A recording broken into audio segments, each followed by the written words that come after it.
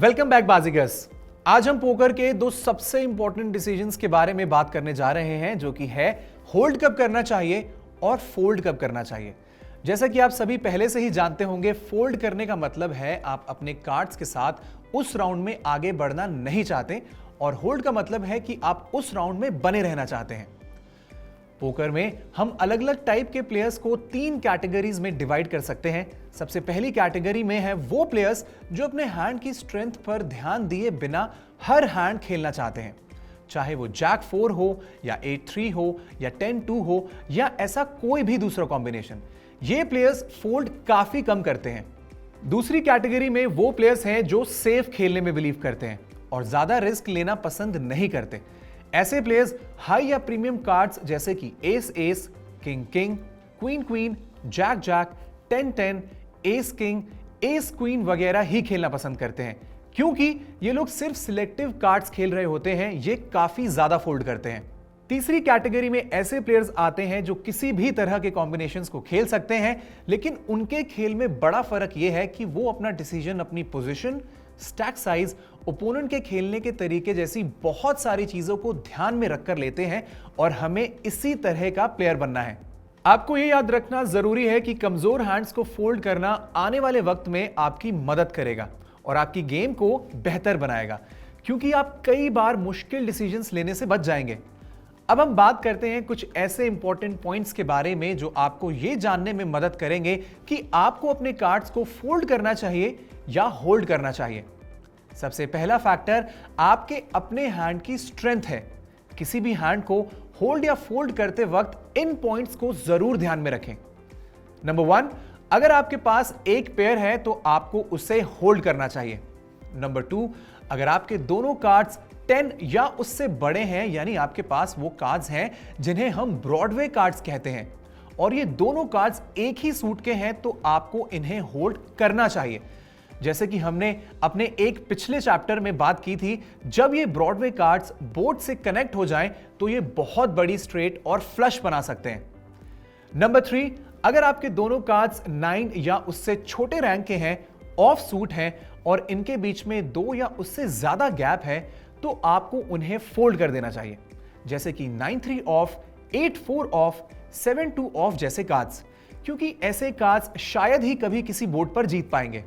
दूसरा फैक्टर जिसको आपको ध्यान में रखना है वो है कि लेट पोजीशन से आप 2-2, 3-3, 4-4, 4-5 suited, 6-7 suited, 10 jack off, jack queen off जैसे कार्ड्स होल्ड कर सकते हैं। एक एग्जांपल देकर समझाता हूं। आप 5-10 स्टेक्स के टेबल पर डीलर पोजीशन में बैठे हैं और आपको 10 जैक ऑफ डील किया गया है। आपसे पहले के सभी प्लेयर्स फोल्ड कर देते हैं। अब ये आपके लिए अपने कार्ड्स को होल्ड और रेस करने का एक अच्छा मौका है, क्योंकि यहां आपके रेस करने पर सिर्फ ब्लाइंड्स वाली पोजीशन पर बैठे 2 प्लेयर्स को फोल्ड करना है और आप ये पॉट जीत जाएंगे। लेकिन अगर आपको अर्ली पोजीशन में 10 जैक ऑफ डील किया जाता है, मानिए कि बिग ब्लाइंड के ठीक बाद वाली पोजीशन में, तो यहां आपको अपना हैंड फोल्ड कर देना चाहिए। इसकी वजह यह है कि आपको अपना एक्शन सबसे पहले लेना होगा और आपके बाद एक्शन लेने वाले बहुत से प्लेयर्स हैं। अगर उन प्लेयर्स में से किसी एक के पास भी आपसे बेहतर कार्ड्स हों और वो आपको री-रेस कर दें, तो आपको बिना फ्लॉप देखे ही फोल्ड करना पड़ सकता है। तीसरा फैक्टर आपका स्टैक साइज है। कैश गेम्स में आप 2 तरह के प्लेयर्स देखते हैं, एक जो मैक्सिमम बाइन लेते हैं यानी कि 100 बिग ब्लाइंड्स, और दूसरे जो मिनिमम मतलब 20 बिग ब्लाइंड्स का बाय इन लेते हैं। मान लें कि आप मिनिमम बाय इन लेना पसंद करते हैं। अब आपके लिए यहां सही एक्शन ऑल इन या फोल्ड है, क्योंकि आपके पास रेस करके या किसी और प्लेयर की रेस को कॉल करके हैंड खेलने के लिए काफी चिप्स नहीं है। और अगर आप एक ऐसे प्लेयर हैं जो मैक्सिमम बाय इन लेकर एक टेबल पर बैठते हैं, यानी कि 100 बिग ब्लाइंड्स, तो आप कई तरह के हैंड्स होल्ड कर सकते हैं। यहां तक कि अगर गेम के किसी भी पॉइंट में आपके पास 50 बिग ब्लाइंड्स भी बची हैं, तो भी आप टेबल पर खुलने वाली कम्युनिटी कार्ड्स यानी फ्लॉप, टर्न या रिवर को देखकर अपना डिसीजन ले सकते हैं।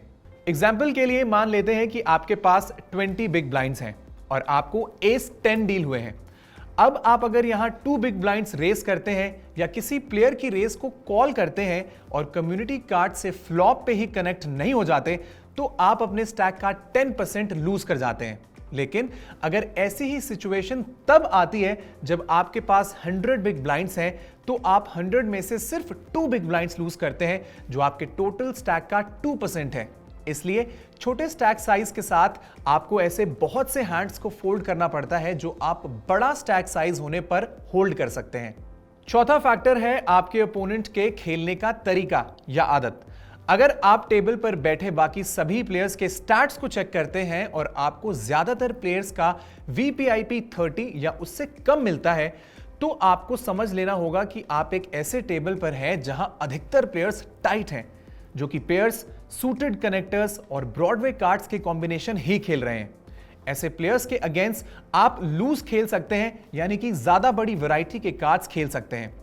आप ऐसा इसलिए कर सकते हैं क्योंकि आप जानते हैं कि अगर कम्युनिटी कार्ड्स छोटे खुलते हैं या ऐसे खुलते हैं जो टाइट प्लेयर्स के हैंड से कनेक्ट नहीं हो सकते, तो आप आसानी से ब्लफ करके उन्हें फोल्ड करा सकते हैं और वो पॉट जीत सकते हैं।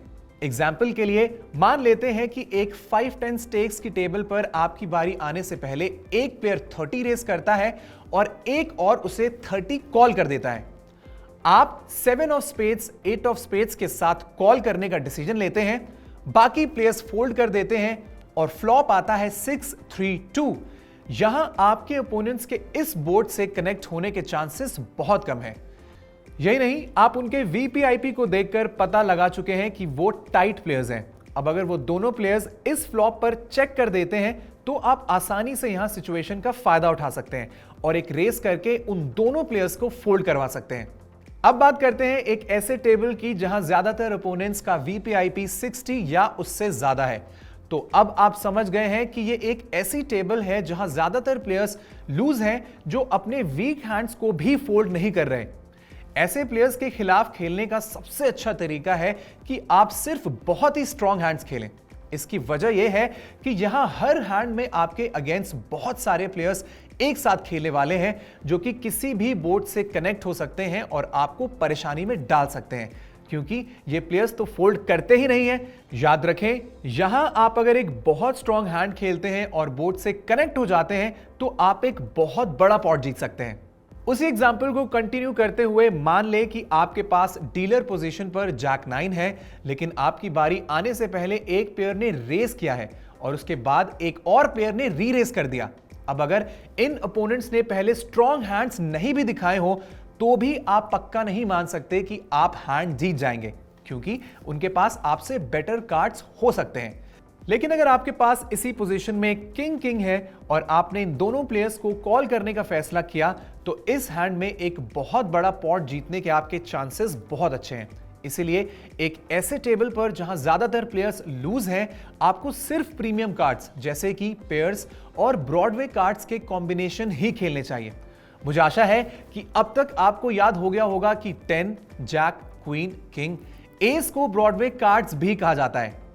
जैसे जैसे आपका स्किल लेवल बढ़ता है, ये होल्ड या फोल्ड करने के डिसीजन आपके लिए अपने आप आसान होते चले जाते हैं। आई होप कि हम आज आपको कुछ नया सिखा सके। पोकर खेलते समय इन बातों का ध्यान रखें और खेलें, तो आपको अपनी गेम में खुद ही काफी इंप्रूवमेंट दिखेगी। इस चैप्टर में बस इतना ही। हम आपसे मिलेंगे अगले चैप्टर में।